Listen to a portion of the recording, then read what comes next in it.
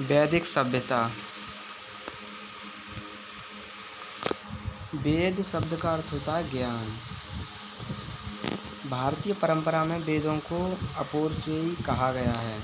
ब्रह्मा ने कुछ ऋषियों को मंत्रों का प्रकाश दिया। ऋषियों ने अपने शिष्यों को बताया। कालांतर में वेद व्यास ने इस ज्ञान को संकलित कर लिया। इसी कारण वेदों को ऋति भी कहा जाता है, श्रुति भी कहा गया है वेदों को। ऋग्वेद काल 1500 से 1000 ईस्वी पूर्व है। खगोलीय आधार पर जर्मन भारतविद प्रोप्राइटर हर्मन जैकोबी के अनुसार खगोलीय आधार पर जर्मन भारतविद प्रोप्राइटर हर्मन जैकोबी के अनुसार ऋग्वेद की ऋचाएँ 4500 से 2500 ईस्वी पूर्व तक की हैं, संकलित की गई थी। ऋग्वेद, यजुर्वेद तथा सामवेद को वेदयत्री या त्रयी कहा जाता है। यानी ऋग्वेद, यजुर्वेद तथा सामवेद को वेदयत्री या त्रयी कहा जाता है। ऋग्वेद में 10 मंडल तथा 1028 सूक्त हैं। दूसरे से 7वें मंडल तक को वंशमंडल कहा जाता है। ऋग्वेद का 8वां मंडल कव्य और अंगरीष वंश को समर्पित है।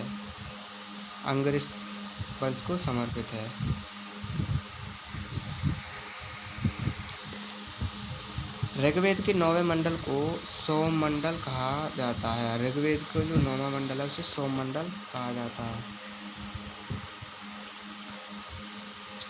ऋषि और मंडल।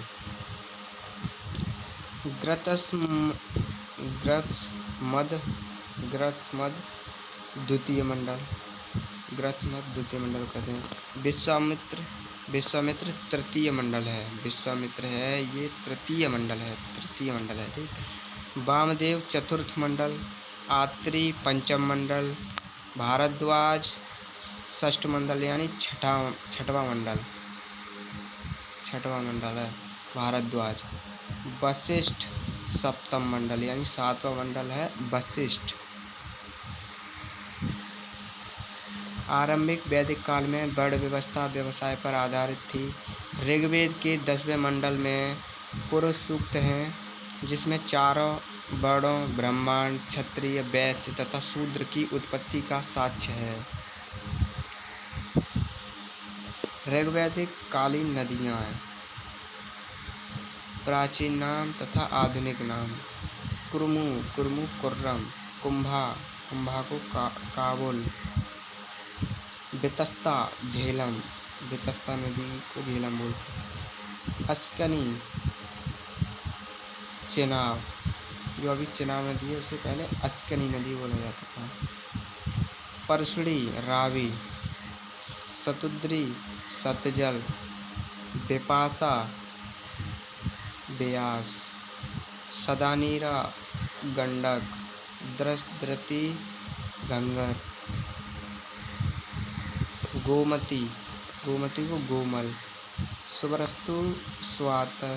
सिंधु को सिंध नदी। जो वैदिक काल था वो 1500 ईस्वी से 600 ईस्वी पूर्व तक रहा था। यजुर्वेद यज्ञसूत्र की प्रमुख विशेषता कर्मकांड है। इसमें पहली बार राजसूय एवं वाजपेय यज्ञ का उल्लेख हुआ है। यह वेद पद्य एवं गद्य दोनों में है। तो यजुर्वेद है वो गद्य और पद्य दोनों में है। आर्यों का आगमन 1500 ईस्वी पूर्व के पहले है। आर्य सर्वप्रथम सप्त सैंधव प्रदेश में लाए थे। आर्य शब्द का अर्थ श्रेष्ठ होता है। क्लासिकल संस्कृत में आर्य का अर्थ एक उत्तम व्यक्ति है। जो क्लासिकल संस्कृत में आर्य का अर्थ है वो उत्तम व्यक्ति है। सुदास ने अनार्यों को पराजित किया था। जो सुदास था उसने अनार्यों को पराजित किया था। तसराग युद्ध पर्शुणी नदी रावी नदी के तट पर सुदास एवं 10 जनों के बीच लड़ा गया था। जो दशराग युद्ध था वो पर्शुणी नदी के तट पर, यानी जो पर्शुणी नदी को रावी नदी बोलते हैं आप, उसके तट पर सुदास एवं 10 जनों के बीच लड़ा गया था। आर्यों का आगमन 1500 ईस्वी पूर्व के पहले है। आर्य सर्वप्रथम सप्त सैंधव प्रदेश में लाए गए थे। आर्य शब्द का अर्थ श्रेष्ठ होता है, बता चुका हूँ। ऋग्वैदिक काल की सबसे महत्वपूर्ण नदी सिंधु है। जो ऋग्वैदिक काल की सबसे महत्वपूर्ण नदी सिंधु है। ऋग्वेद के तीसरे मंडल में गायत्री मंत्र का प्रयोग हुआ है, उल्लेख है। जो ऋग्वेद के तीसरे मंडल में गायत्री मंत्र का उल्लेख है। ऋग्वेद के दसम मंडल में नदी सूक्त है।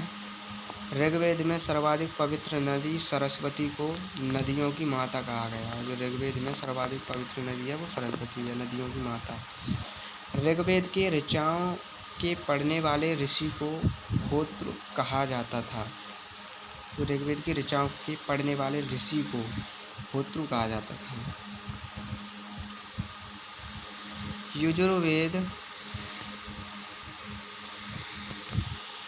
यजुर्वेद के पाठकर्ता को अथर्वयु कहा जाता था।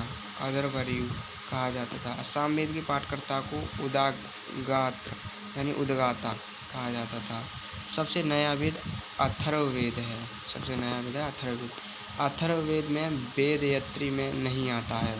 इसमें जादू टोना तथा तंत्र मंत्र का उल्लेख है। अथर्ववेद में जादू टोना तंत्र मंत्र का उल्लेख है। वेदों की टीकाओं को ब्राह्मण ग्रंथ कहा जाता है। जो वेदों की टीका हैं को ब्राह्मण ग्रंथ कहा जाता है। वेद उपवेद और उसके रचनाकार। वेद उपवेद रचनाकार। ऋग्वेद का उपवेद है आयुर्वेद। यजुर्वेद का है धनुर्वेद और इसके रचनाकार हैं विश्वामित्री। और आयुर्वेद के रचनाकार हैं ध्वंतरी। सामवेद गंधर्ववेद भरत मुनि है। अथर्ववेद के शिल्पवेद जिसका उपवेद है वह विश्वकर्मा रचनाकार है। ऋग्वेद काल का समाज कबीले के रूप में संगठित है। जो ऋग्वैदिक काल का समाज है वो कबीले के रूप में संगठित है। अच्छा, कबीले।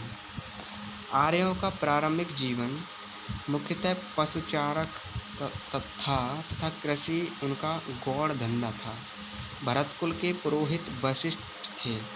आर्यों ने घोड़ों द्वारा चलाए जा रहे रथों का प्रयोग किया।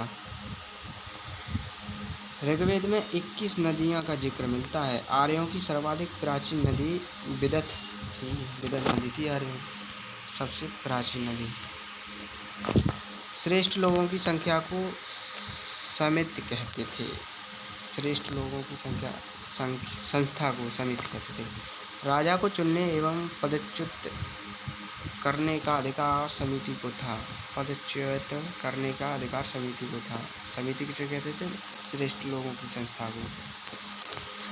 ऋग्वैदिक काल में पुलिस को उग्र तथा गुप्तचर को स्पष्ट कहते थे। ऋग्वैदिक काल में पुलिस को उग्र कहते थे और गुप्तचर को स्पष्ट। ऊनी कपड़े को सामूल्य कहते थे। तम्बाकू का ज्ञान वैदिक काल के लोगों को नहीं था। जो तम्बाकू होती है उसका ज्ञान वैदिक काल के लोगों को नहीं था।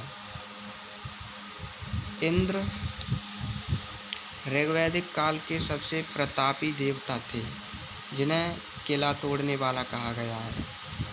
जो इंद्र थे वो ऋग्वैदिक काल के सबसे प्रतापी देवता थे जिन्हें किला तोड़ने वाला कहा गया है। ऋग्वेद में इंद्र का सर्वाधिक 250 बार उल्लेख हुआ है।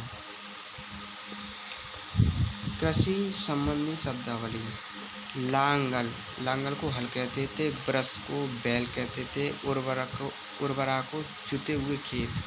सीता को हल से बनी नलियाँ। अवट को कुआं। परजय को बादल। करिश को गोबर या खाद। स्थिवी को अनाज जमा करने वाले कोठा। स्थिवी को बोलते थे अनाज जमा करने वाले कोठा। कीनांश को हलवाई। विद्वान थे मैक्सलूर, बाल गंगाधर तिलक, दयानंद सरस्वती, गंगानाथ झा, एडी कल, Giles, Gordon Childe, Meyer, Peake, Penka Hirt, doctor Avinash Chandra दास।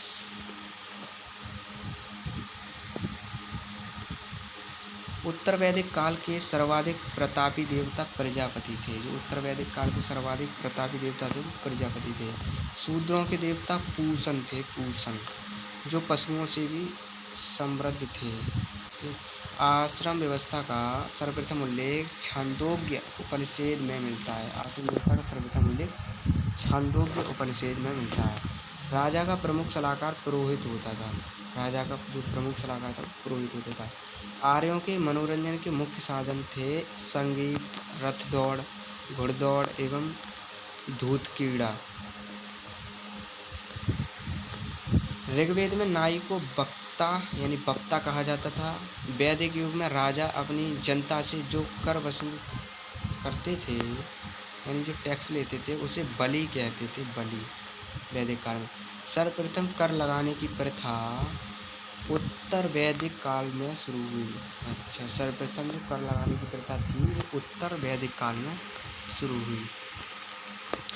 मगध में निवास करने वाले लोगों को अथर्ववेद में वात्रक कहा गया है। वैदिक आर्यों का मुख्य भोजन दूध और उसके उत्पाद थे। दूध था और उसके उत्पाद। जौ के सत्तू को दही में मिलाकर करव नामक खाद्य पदार्थ बनाया जाता था। वैदिक काल में जौ, गेहूँ, मूंग, तिल, उड़द आदि प्रमुख अन्न थे। अच्छा, वैदिक काल में जो जौ थे, गेहूँ थे, मूंग थे, तिल, उड़द आदि प्रमुख अन्न थे। वैदिक आर्यों का मुख्य भोजन दूध और उसके उत्पादक थे। जौ के सूप को दही में मिलाकर तो बता दिया है। ऋग्वैदिक आर्यों को बढ़ईगिरी, कुम्हार, बुनकर, चर्मकार, रथकार, स्वर्णकार आदि के बारे में मालूम था, परंतु उस समय लोहारगिरी की जानकारी नहीं थी। परंतु उत्तर वैदिक काल में लोहे की जानकारी आर्यों को हो गई थी। अथर्ववेद में सभा तथा समिति को प्रजापति की दो पुत्रियों के समान माना गया है। अथर्ववेद को ब्रह्मवेद भी कहा जाता है। यजुर्वेद पर विद्वानों ने सर्वाधिक भाष्य लिखे हैं। अगस्त्य ऋषि ने दक्षिण भारत का आर्यकरण किया था। आर्यों का मूल निवास स्थान था कौन सा? मध्य एशिया में, जिसे बैक्ट्रिया बोलते हैं, उत्तरी ध्रुव, तिब्बत, ब्राह्मी देश, कश्मीर तथा हिमाचल क्षेत्र, हंगरी तथा डैन्यूब नदी, दक्षिणी रूस, जर्मनी, सप्त सेंधक प्रदेश।